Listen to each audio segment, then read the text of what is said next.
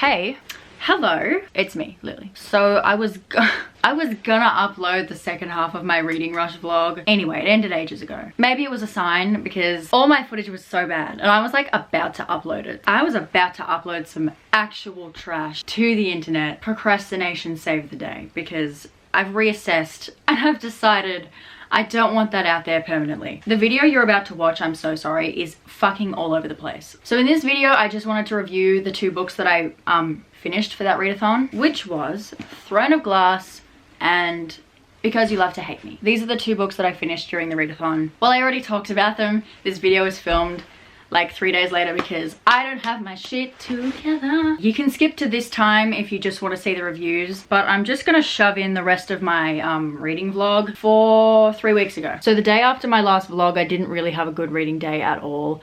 I spent my whole day working from home. Hello, this is Lily. I'm good, thanks. How are you? Oh, I think my laptop camera's broken. It's all good, I can hear you though.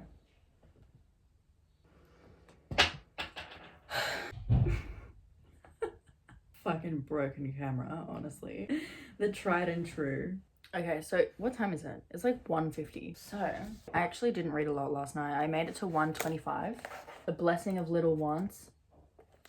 I really want to write up my reviews for, first of all, for Throne of Glass, but also I want to write just a little note on my thoughts of each story as I go along. I don't want to forget what I thought of like the second story in here by the time I get to the last one.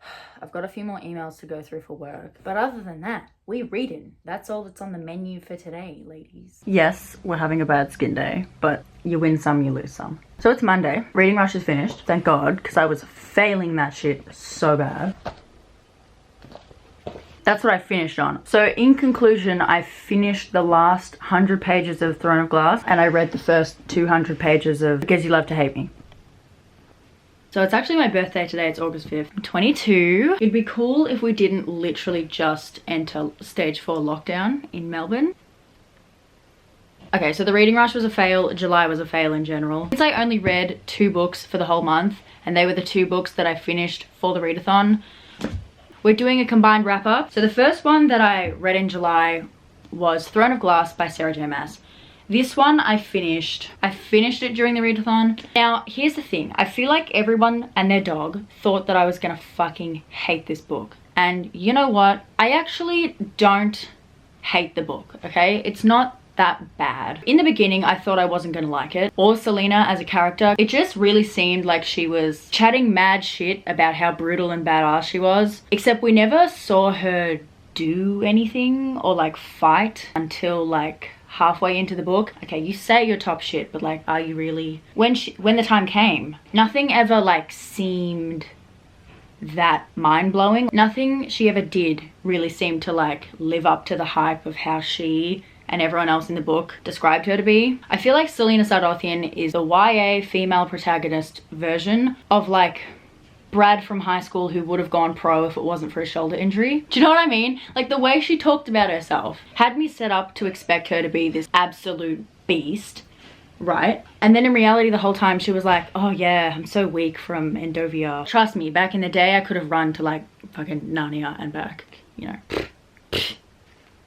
And then after a month, they get into the actual fighting, the competition, sorry. And then she's like, oh yeah, I'm like holding back my powers on purpose. Just trying to be like low-key. I didn't feel like knocking him out. Cause like, trust me, if I did, it would have been fucking left, right, good night. And then at the end, when she had like months of training, she's like, all right, I'm about to end this fool. She fights a good fight, but I feel like it was a little bit what I ordered versus what came in the mail. But I didn't actually mind it on the whole. It was entertaining. I think if you read it just for like some trash entertainment, then it's alright. Don't get me wrong, it is trash. But I feel like the Throne of Glass fans know that.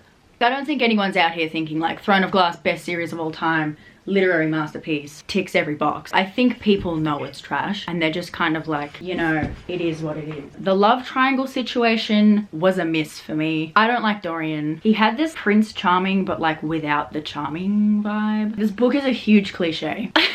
All I'm doing is shitting on the book and then like defending the fact that I don't hate it. There's this Playboy prince falls in love with the main character, even though she like crawls out of Endovia looking like a rat, like a fucking soot covered rat.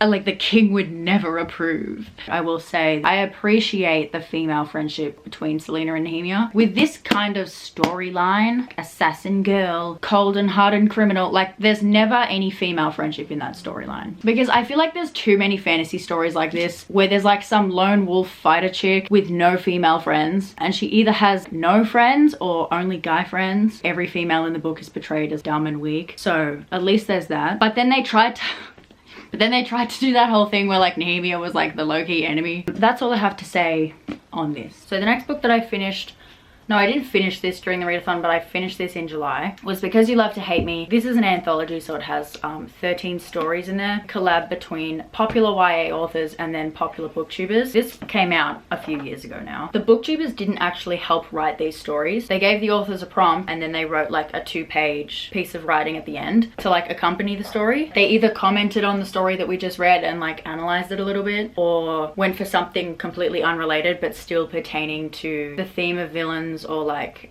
the prompt that they gave. If I had to give my opinion on this anthology overall, I feel like there's more misses than hits. So my favorite stories, I wrote them down, were Beautiful Venom. That one, there's a trigger warning for rape though, so just bear that in mind. But that one was really good. It was about Medusa. But the Sea Witch, Beautiful Venom, yeah, they were probably my favorites. Death Knell was also good and Marigold was also good. And then I would say the worst stories for me were probably, sorry, I'm looking on my laptop, I'm not like being rude. Fucking Gwen, Art and Lance. I literally complained about this in my last vlog, how fucking bad that story was. It was just painful, super immature, super fucking stupid. Actually, that's really funny because that was my least favorite story, but the booktuber's writing piece at the end was one of my favorite ones. My favorite booktuber pieces were, in order, probably Whitney's, then Jesse's, and then Samantha's. And then the worst booktuber pieces were Ben and Christine's. Okay, so let's get through them. So the first story was Blood of Imariv. It was alright. I don't really have strong opinions on it at all, to be honest. Like really 3 stars, you know? Christine's one we just don't have the same sense of humor. To me, it just came across as like trying really hard to be funny but not being funny. The next one was Jack. I'm not really familiar with Philaris of Agrigento, so when we got to the part with the bull, I was like quite shocked and had no idea what was going on. And then I researched it afterwards and it made sense. But Gwen, Art and Lance, third story, just terrible. Hated reading it. The whole prom thing, next level bad. Samantha carried the team in this duo. Next, Shirley and Jim. Yeah, it was also kind of like alright. There was a lot of pages about reading about a chess game. When I think about this story, all I can remember is chess. The Blessing of Little Once. I don't know, I kind of zoned out while reading this one, I'm gonna be honest with you. It obviously wasn't captivating enough. I feel like I missed something interesting, but it mustn't have been interesting enough if I didn't pay attention while reading it. Because the twist, I was like, oh, that twist sounds like it would have been a twist if I was concentrating, but also why couldn't this book hold my attention in the first place, you know? Okay, The Sea Witch, one of my favorites. This one really made me feel for the villain. Her character was developed pretty well considering the length of the story. I feel like that story felt the most like a full story. Then Beautiful Venom, it's one of my favorites along with The Sea Witch. The only 2 good ones, like actually good ones in the book in my opinion. This was a story about Medusa that was retold as a young Asian woman who was supposed to be married off to the emperor. But like the booktuber's comment at the end, his commentary on the story just wasn't very well articulated, and there are also like spelling mistakes and stuff. I'm like 99% sure I read the word defiantly instead of definitely in there. Okay, Death Knell, another one that was good, written really, really beautifully. I really like the ending. Jesse's story at the end of this one was beautifully written as well. Anyway, Marigold, next one. This one was good as well. I feel like at least this story had some more meaning behind it than the first bunch of stories had. You, It's All About You. This one had really cool world building and setup. I think this concept would do cool as like a full-length novel because it really had me like feeling like there was so much left untold. Okay, the next one, Julian Breaks Every Rule. This story was alright. The prompt was psychopath in a futuristic setting, but I feel like it was set in modern day and it also fell kind of flat in my opinion. Given the prompt, there was missed potential with that story. Indigo and Shade. That one had me rolling my eyes like every 5 seconds. at the main character. He was just like affluent white boy who thinks he's God's gift to the world. However, the story was interesting at least. Definitely wasn't expecting that ending. Whitney's analysis was brilliant as well. And then Sarah. This story was interesting. I'm not familiar with God of War. I couldn't draw the parallels there. I think if you are familiar with it, it would have been cool to read. This was supposed to be gender flipped God of War. That was the prompt. Basically, my opinion is this really gave me such we need to talk about Kevin vibes, and it was also really tragic. That is what I read in July.